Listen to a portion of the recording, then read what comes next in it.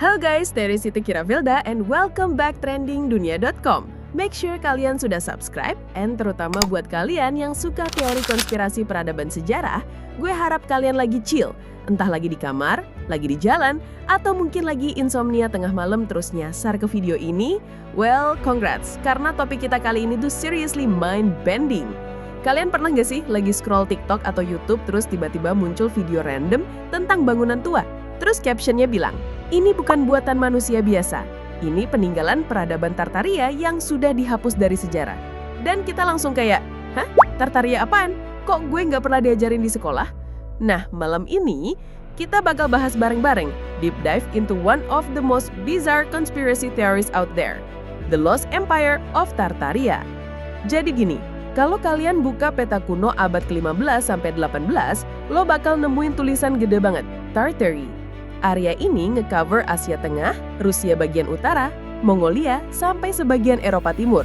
Orang Eropa dulu basically nyebut semua wilayah yang mereka nggak ngerti sebagai Tartari. Tapi, di dunia konspirasi modern istilah Tartaria itu naik level. Bukan cuma sekedar nama wilayah, tapi jadi peradaban global. Peradaban yang katanya punya teknologi advance, arsitektur megah, bahkan sistem energi gratis yang semua jejaknya sengaja dihapus. Bayangin deh, kalau misalnya ada satu empire raksasa, bigger than Rome, bigger than Egypt, tapi somehow hilang total dari buku sejarah. Gak ada di pelajaran sekolah, gak ada di museum besar. Gak aneh kan kalau orang jadi mikir, kok bisa? Siapa yang ngapus? Arsitektur and too advanced for its time. Coba deh, inget-inget pernah nggak lo lihat bangunan tua di kota lo, kayak stasiun, gedung pemerintahan, atau gereja yang kelihatannya super megah, detail banget, kayak ada teknologi khusus buat bikin itu. Orang-orang yang percaya teori Tartaria bakal bilang, bro, itu bukan buatan arsitek lokal, itu warisan Tartarian, kita cuma numpang. Contohnya banyak yang nunjuk ke bangunan-bangunan di Saint Petersburg, Rusia. Katanya, kota itu didirikan mendadak dengan arsitektur yang super indah, padahal nggak make sense kalau cuma dibangun sama pekerja biasa pada era Tsar. Bahkan, ada teori kalau World's Fair, alias pameran dunia di abad 19, itu sebenarnya bukan showcase teknologi baru, tapi upaya nge-rebrand gedung-gedung Tartaria jadi seakan-akan buatan modern. Mud Flood Theory. Nah, ini yang paling viral, Mud Flood. Teori ini bilang, somewhere in the 1800s, ada banjir mutluk global yang literally nutupin sebagian besar bangunan Tartaria.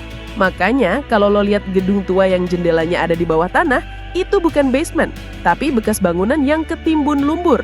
Orang-orang percaya setelah mud flood itu, peradaban Tartaria kolaps. Lalu para penguasa baru, let's say elite global datang, ngapus semua jejak sejarahnya dan bikin narasi baru yang kita tahu sekarang. Sounds crazy? Yes. Tapi itulah kenapa teori ini menarik banget buat dibahas. Sisi historis versus konspirasi. Di sisi lain, para sejarawan mainstream bakal bilang, guys, please, Tartari itu cuma sebutan geografis, bukan empire. Bangunan megah bisa dijelasin dengan gaya arsitektur Eropa waktu itu. Mud flood bisa jadi cuma masalah desain kota, renovasi, atau pergeseran tanah. Dan soal World's Fair, yaitu memang pameran raksasa, bukan kamuflase sejarah.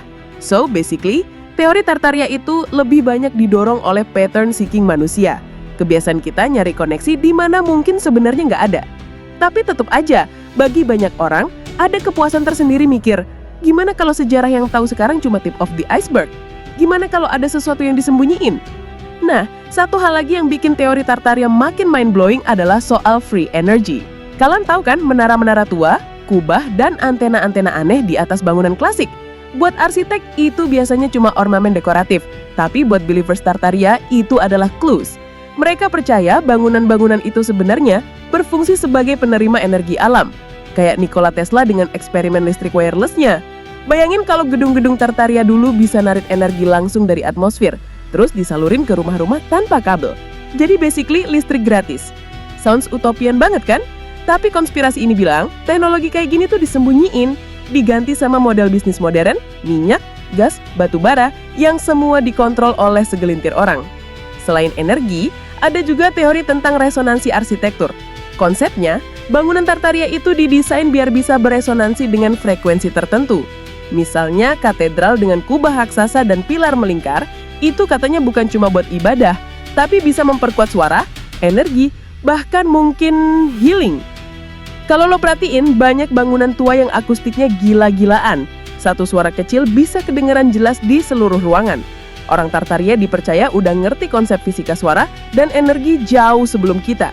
Pertanyaannya, kalau semua itu benar, kenapa kita nggak diajarin di sekolah? Well, balik lagi, karena narasinya udah diganti. Yang bikin seru, topik Tartaria ini booming banget di era internet. Ada forum-forum di Reddit, video deep dive di YouTube, bahkan thread panjang di Twitter X. Banyak yang share foto bukti, kayak bangunan ketimbun lumpur, peta lama, sampai foto World's Fair. Tapi, di sisi lain, banyak juga sejarawan online yang langsung ngebantah. Mereka nunjukin dokumen arsip, catatan arsitek, bahkan blueprint bangunan buat ngejelasin kalau itu semua bisa dimengerti secara normal. So, diskusinya jadi kayak battle dua dunia. Yang pertama, dunia akademik yang bilang ini cuma teori liar. Kedua, dunia konspirasi yang bilang ini justru bukti sejarah udah dimanipulasi. Dan di tengah-tengah, kita para penonton jadi mikir, so, who do it first? Gue rasa bagian menarik dari teori kayak gini bukan soal bener atau salahnya, tapi lebih ke gimana teori ini bikin kita questioning reality. Kayak, kalau bener ada bagian sejarah yang dihapus, berarti apa lagi yang kita nggak tahu? Atau justru ini reminder buat kita, buat gak gampang percaya sama informasi tanpa cross-check. Either way, Tartaria jadi contoh gimana manusia suka bikin narasi alternatif. Dan honestly, narasi itu kadang jauh lebih seru daripada pelajaran sejarah yang kita dapat di sekolah. Relatable moment. Kayak lo lagi baca buku sejarah SMA, halaman demi halaman, nama tokoh demi nama tokoh. Rasanya udah final banget kan, kayak ini udah mutlak. Tapi, begitu lo lihat teori kayak Tartaria, lo jadi mikir, mungkin aja ada sesuatu yang missing. Who knows? Dan honestly, itu bikin kita sadar kalau sejarah itu bukan cuma tentang masa lalu, tapi juga tentang siapa yang nulis ceritanya. Hubungan dengan piramida dan bangunan megalitik. Oke gengs, ini mulai masuk ke ranah wild theories. Ada sebagian komunitas yang percaya Tartaria itu bukan cuma empire biasa. Mereka dikaitin sama ancient builders, para pembangun piramida, Machu Picchu, Stonehenge, sampai Borobudur. Idenya gini, peradaban-peradaban kuno itu mungkin sebenarnya satu jaringan global, dan Tartaria adalah fase terakhir dari network tersebut. Jadi kalau lo lihat pola arsitektur megah di berbagai belahan dunia yang somehow mirip, mereka bilang, itu bukan kebetulan, itu blueprint yang sama, cuma beda lokasi. Kedengerannya kayak film Ancient Aliens ya, tapi ya, exactly, banyak yang nyambungin teori Tartaria ke alien juga. Tartaria and UFO Connection. Ada spekulasi liar kalau teknologi Tartaria itu sebenarnya udah nyentuh level anti-gravitas.